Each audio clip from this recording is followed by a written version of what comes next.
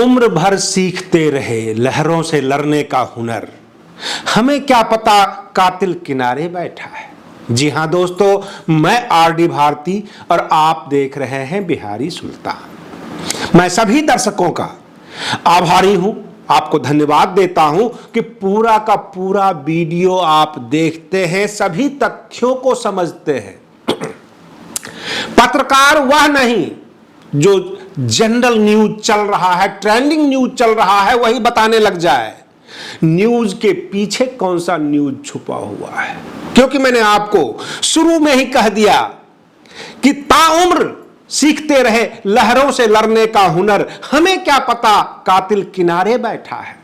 बहुजन समाज को कहां से खतरा है, कहां से उसका जड़ काटे जा रहे हैं, इस वीडियो में हम आपको बताने वाले हैं। देश की राजनीति में एक भूचाल है। बहुजन समाज से संबंधित जो भी राजनीतिक दल हैं, जो बड़े चेहरे हैं, बहुजन समाज के कवायद कर रहे हैं। भाजपा विपक्ष को जीरो करने में जुटी हुई है।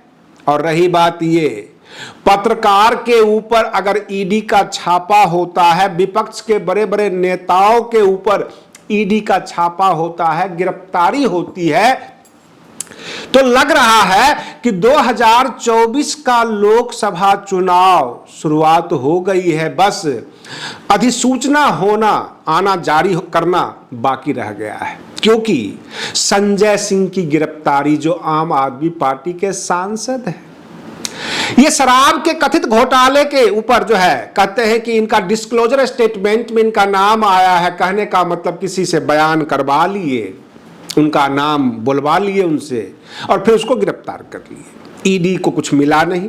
अब रही बात ये कि स्टेटमेंट के आधार पर गिरफ्तारी, यानी किसी के बयान के आधार पर गिरफ्तारी कितना स्टैंड करेगी in the court of law, यह तो बाद की बात है। लेकिन फिलहाल जो दिख रहा है, क्यों नहीं हम अपने प्रधानमंत्री जी को यह सलाह देने की कोशिश कर रहे हैं कि पूरा विपक्ष को ही क्यों नहीं गिरफ्तार कर लिया जाए।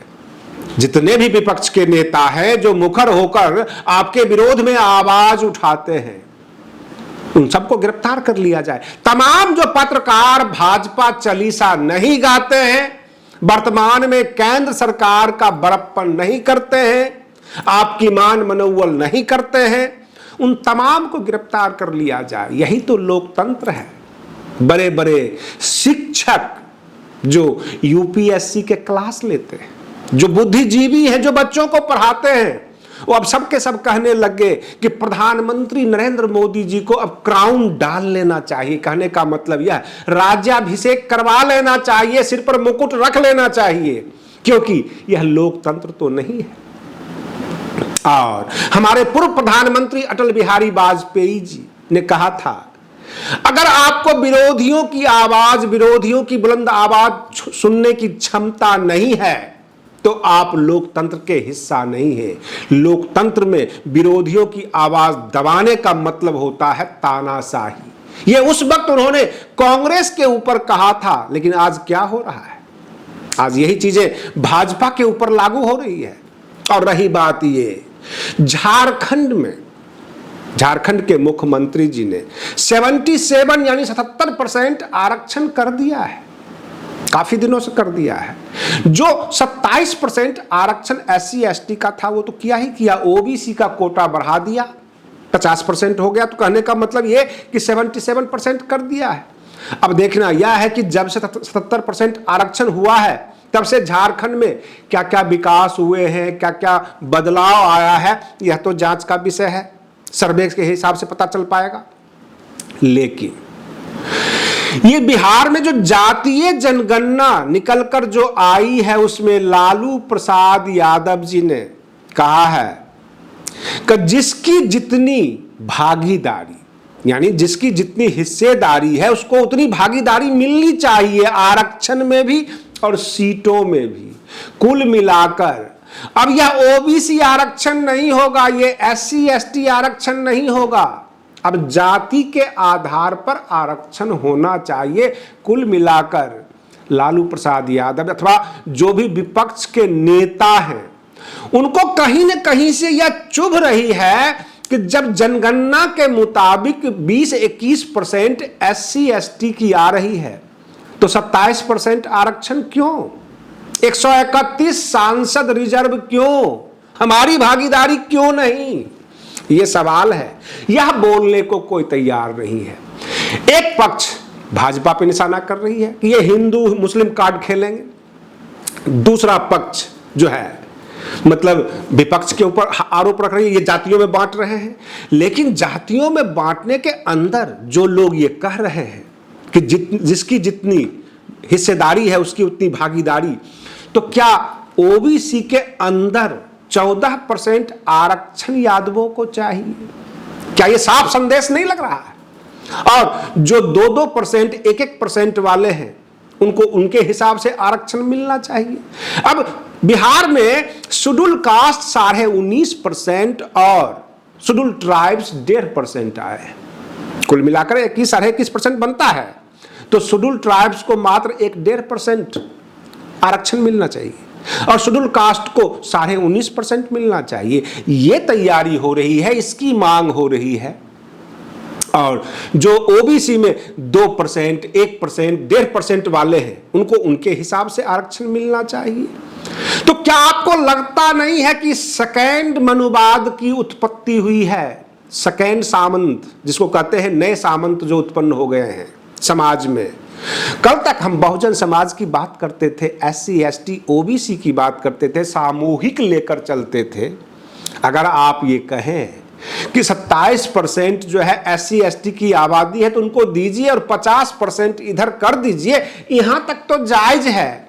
लेकिन जातिगत आधार पर आरक्षण हो तो इसका मतलब यह हुआ कि आप केवल अपनी जाति के लिए लड़ रहे हैं, आप बहुजन समाज के लिए अथवा ओबीसी के लिए नहीं लड़ रहे हैं। यही निष्पक्ष पत्रकारिता है, सच को सच बताना। कहने का तात्पर्य है जो आरक्षण वाले नहीं हैं, जिनको आरक्षण से कोई मतलब नहीं, उन्होंने साइड कॉर्नर पकड़ लिया है, चलो भाई आपस में लड़ो मरो भिड़ो। लेकिन जब चुनाव होगा, जैसे कि मान लीजिए बिहार में 243 सीट है, 243 के हिसाब से कम 35 विधायक यादव बनते हैं 14% के हिसाब से। टिकट जारी करना आपका काम है, आप टिकट जारी करें, नेता भी खड़ा करें, चुनाव में भागीदारी भी दे दें। लेकिन चुनाव जिताना जनता के हाथ में है। क्या आम जनता केवल यादव 35 के 35 विधायक जो है सीट दे देंगे, जिता देंगे? अथवा जो काबिल लोग हैं क्या उनको वोट नहीं मिलेगा अगर किसी अन्य जाति के हैं तो? और रही बात ये, फिर आगे विकास की बात नहीं होगी, गरीबी की बात नहीं होगी, क्योंकि नहले पे दहला मार दिया है प्रधानमंत्री जी ने कि इस देश में 2 ही जाति होगी, गरीबों की और अमीरों की। वो राग अलापना शुरू कर दिए हैं, धार्मिक उन्माद वो कर लेंगे, ध्रुवीकरण कर लेंगे। लेकिन जो वर्तमान व्यवस्था में जो समस्या है समाज में, उस समस्याओं को नहीं उठाया जाएगा। या जो SC/ST के लोग हैं जिनकी बहुजन समाज की झोपड़ियां हैं, बहुत दूर गांव से बाहर उनका एक मोहल्ला है, अब उनकी आबादी भी कम है, क्या उन्हें छोड़ दिया जाएगा? जो शेड्यूल ट्राइब्स हैं, ट्राइबल्स हैं बिहार के, जो 1-1.5% हैं, क्या उनके ऊपर यह लोकतंत्र ध्यान नहीं देगी? और आप झूठे नकली अंबेडकरवादी क्यों बनते हैं? बाबा साहेब भीमराव अंबेडकर जी ने तो कहा था हम डिप्रेस क्लास को आरक्षण दे रहे हैं, जो डिप्रेस है, जो अछूत है, जो समाज से दूर है, अनटचेबल, उनको हम आरक्षण के दायरे में लाते हैं, उनको मुख्य धारा में लेकर आना चाहते हैं। उन्होंने एक ही बात पूछा था, हमारा देश आजाद हुआ, हम आजाद हुए, क्या वे भी आजाद हुए हैं जो सोसाइटी से बाहर हैं, दूर हैं, विकास से दूर हैं? अगर उनकी संख्या कम होगी तो कि इस विकास में उनकी भागीदारी उनके संख्या के हिसाब से होगी। कहने का तात्पर्य है अगर 1-1.5% है, क्या उनके लिए मात्र 1 फीट रोड ही छोड़ा जाएगा? ये इस तरह का राजनीति, विध्वंसक राजनीति हो जाएगी। अगर आप सच्चे मायने में बहुजन समाज के हितैषी हैं, तो सबको एक साथ एक जगह लेकर चलें। और रही बात ये व्यवस्था अगर हो आरक्षण का ही, तो आप 50% की बात कीजिए, पूरे के पूरे ओबीसी की बात कीजिए, अलग अलग जातियों के अलग अलग आरक्षण, अलग अलग सीटें मिलेगी। इसका मतलब यह है कि जो 1.25% या 0.5% है उनको तो मिलेगी ही नहीं। अब जैसे कि बिहार में धार्मिक हिसाब से जो बताया गया, क्या कभी कोई जैन, बौद्ध, सिख, ईसाई एक भी विधायक शायद पार्लियामेंट में नहीं आ पाएगा, कभी नजर ही नहीं आएगा, क्योंकि 0 पॉइंट से भी आगे हैं वो।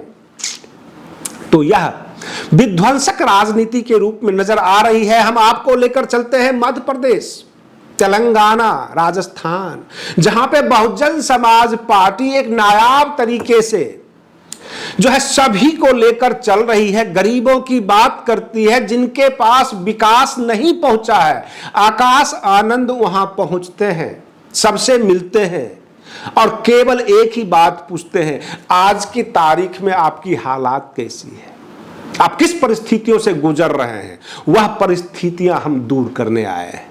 कल सर्वोच्च न्यायालय में जातिगत जनगणना जो बिहार में हुई है, जो रिपोर्ट निकल कर आई है, उसके ऊपर सुनवाई है। और हमारे देश के पार्लियामेंट में 543 संसद की सीट है। अगर लालू प्रसाद यादव दिल्ली पहुंच चुके हैं, ऐलान कर दिया है कि जिसकी जितनी हिस्सेदारी उसकी उतनी भागीदारी, तो उसके हिसाब से 78 सीट जो है संसद में चाहिए यादवों की। अगर ये लड़ाई शुरू हो जाती है, उत्तर प्रदेश में भी कमोबेश ऐसा ही रिपोर्ट निकल कर आएगा। तो जो जातियां हाशिए पर है, जिनकी संख्या कम है, क्या उसको इस लोकतंत्र से कोई फायदा नहीं होगा? या आने वाला जो समय होगा, उन तमाम अनारक्षित जिनको इस लोकतंत्र से कोई लाभ नहीं होगा, जो फ्रस्ट्रेटेड होंगे, वो विद्रोह करके एक जगह आएंगे। पहले ही अनारक्षित 15% है। अब रही बात ये कि जो 1%, 1.5%, आधा प्रतिशत जो है जो लोग, वो सब के सब अगर लामबंद होना शुरू हो गए कि भैया ये तो जो है 14% बहुजन समाज कह के 14% ये खुद ले रहे हैं, उधर 20% SC ST को जा रहा है, तो बाकी जितने भी हैं हम लोग, जिनको हमें कोई लाभ नहीं है, सब एक जगह आ जाते हैं। क्या ये समाज को तोड़ने की साजिश नहीं है? जो कल तक आपके साथ थे कि हम जो है बहुजन समाज में हैं, हम एकजुट हैं, उनको पता नहीं था कि हम 1% है या आधा % है। हमको कल को आरक्षण में भी आधा % ही मिलेगा और सीट की भागीदारी में भी आधा ही % हमको मिलेगा। वह सब वहां से निकलना शुरू होंगे और यह देख लेंगे कि जहां पर 1% वाले ज्यादा लोग हैं, जहां पर 15% में भी जो जितने भी सामान्य वर्ग हैं, ज्यादा अंतर नहीं है। कोई 2.5% है, कोई 3% है। ऐसा नहीं है कि राजपूत 10% हैं और ब्राह्मण 5% है, ऐसा भी नहीं है। वहां 1-1.5% का अंतर है 3-4 जातियों में, लेकिन यहां तो बिल्कुल ऊपर नीचे है, 14% और 3% का मामला आ गया। तो यहां पर विद्रोह होगा और यहां पर बहुत बड़ा विद्रोह होने की संभावना है। जिस तरह से राग अलाप रहे हैं लालू प्रसाद यादव, जो उन्होंने छेड़ दिया है ये बात कि उसके हिसाब से भागीदारी चाहिए, तो कोई बात नहीं, आप 85% को लेकर बैठेंगे, उसके बीच में आप कहेंगे इस 85% में हमें 14% चाहिए, तभी विद्रोह होगा। यानी बहुजन समाज को जिस तरह से मान्यवर काशीराम जी ने एक स्टेज पर लाया, जिसमें SC ST OBC माइनॉरिटी सबको इकट्ठा किया, इस जातीय कास्ट सेंसस में कहीं से भी मुसलमानों की तो भागीदारी नजर नहीं आती, उनको अलग धर्म करके 17% कर दिया गया है। केवल इधर 81% में 15% निकाल दीजिए तो बचता क्या है? यानी करीब आपका जो है 81% में से अगर 15% निकाल देते हैं तो 66% 63% करीब आ जाता है। और जब 66-70% आ जाता है तो कहने का तात्पर्य है उसमें से 14% यादवों को निकाल दीजिए। तो बाकी लोग तो लामबंद होना शुरू हो जाएंगे और एक आवाज नया उठेगा कि बहुजन समाज में, ओबीसी में गैर यादव का एक अलग संगठन हो और यादव का एक अलग संगठन हो। कई फार हो जाएंगे। इन तमाम बिंदुओं को लेकर जब कल डिस्कस होगा सर्वोच्च न्यायालय में, और जब एडवोकेट कहेंगे कि समाज कई भागों में बट रहा है, नए नए मुद्दे उत्पन्न हो रहे हैं, कुछ लोग आरोप भी लगा रहे हैं, तो क्या आपको लगता है कि सर्वोच्च न्यायालय के जो मुख्य न्यायाधीश हैं वो चुपचाप सुनते रहेंगे और ये कहेंगे कि जैसा भी हुआ जायज हुआ, सही हुआ, या इसके ऊपर संज्ञान लेंगे? क्या सबको आशंका नहीं होगी कि ये नई नई जो है समस्याएं उत्पन्न हो रही है? 131 सीट SC ST के लिए पिछले 60-70 सालों से रिजर्व रही है। अगर उसको हटाकर वो रिजर्व की संख्या OBC को भी डाला जाए और ये कहा जाए कि इसके हिसाब से रिजर्वेशन पार्लियामेंट में भी हो, तब क्या होगा? समस्याएं उत्पन्न होगी। और फिर उस चुनाव का मतलब क्या होगा, जिसको कहते हैं आम जनता चुनेगी, काबिलियत को देखकर चुनेगी, उनके फोकस राजनीतिक समझ को देखकर चुनेगी।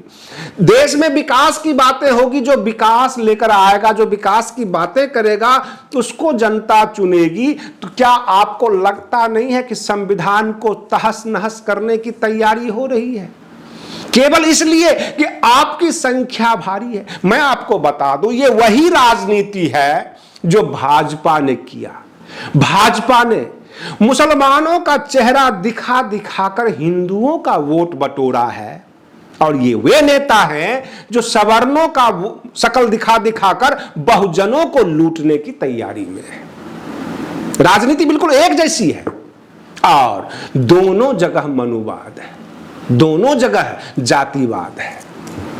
फर्क इतना है कि उन्होंने 17% मुसलमानों को दिखा दिखाकर 81% हिंदुओं को लूटा है। अब आ गया बहुजन समाज के अंदर जो 14% वाले होंगे, वो क्या करेंगे? 15% वाले को दिखा दिखाकर 81% वाले को लूटेंगे, और उसी ट्रैक पे जा रहा है कमोबेश। यह बातें, इसको विश्लेषण करने की किसी के पास समय नहीं है कि जब आपने जाति जनगणना कर ही दिया, SC ST OBC की जात बता ही दी, इससे पता लग गया कि OBC कितने हैं, SC कितने हैं, ST कितने हैं, उसके हिसाब से थोड़ी बहुत सीट का इजाफा कर लिया जाए जो गणना के हिसाब से, और जैसा है वैसे इन जनरल लेकर चला जाए। लेकिन जब उस आरक्षण को, उन सीटों को जातीय आधार पर बांटना शुरू कर देंगे, तो फिर आपस में आप भेदभाव कर रहे हैं, आपस में आप बंटवारा कर रहे हैं। आपको इस बात का तकलीफ है कि हमारी जाति ज्यादा है और हमारे हिस्से का जो आरक्षण है ये प्राप्त कर रहे हैं, इनकी जो हिस्सेदारी है मात्र 20% है और ले रहे हैं 27%। हमारी आबादी 63% है और हम भी ले रहे हैं 27%। भाई आपकी 63% है, तो आप 63% ले लीजिए, लेकिन उसका 27% के ऊपर क्यों नजरें गड़ाए हुए हैं? जब आप जातिगत आधार पर करेंगे तो जाहिर सी बात है जो SC ST की 27% है वह 20% पे आ जाएगी, 21% पे, और जिसकी बिल्कुल नहीं है उसको भी मिलेगी।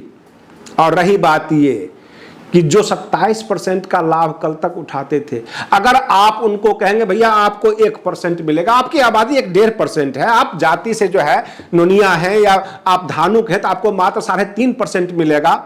आप जो है पासवान है, आपको मात्र 5% मिलेगा। आप कहां बोल रहे हैं 27%, 26%? तो ये विद्रोह उत्पन्न होना शुरू हो जाएगा और जगह जगह झगड़े होंगे। जिसका वर्चस्व होगा, क्या इस देश को श्रीलंका बनाना चाहते हैं? क्या इस देश को जो है मतलब विदेश में जो कत्लेआम चल रहा है उस टाइप का करना चाहते हैं? ये बहुत बड़ा विद्रोह होगा। इन तमाम बिंदुओं के ऊपर सर्वोच्च न्यायालय में डिस्कस होगा, सारी बातें वहां पे रखी जाएगी कि इस तरह के परिणाम निकल कर आ रहे हैं। विकास की बात अब करने को कोई तैयार नहीं, सामूहिक आरक्षण की बात करने को कोई तैयार नहीं। SC ST OBC की जो कल तक बातें होती थी वो अब नहीं होगी। अब पर्टिकुलर जात की बातें होगी और उनके प्रतिशत बताए जाएंगे। उनके हिसाब से मांग रखी जा रही है। बहुजन समाज पार्टी दूरगामी पार्टी है, काफी दूरदर्शी है। बहुत दिनों पहले से ही उन्होंने लेकर चले थे सर्वजन हिताय सर्वजन सुखाय। वो किसी खास जाति के ऊपर टारगेट नहीं करते, किसी खास जाति के बारे में ना ज्यादा अच्छा बोलना ना बुरा बोलना, बस गरीबों के हक में वो रहते हैं, गरीबों की बात करते हैं।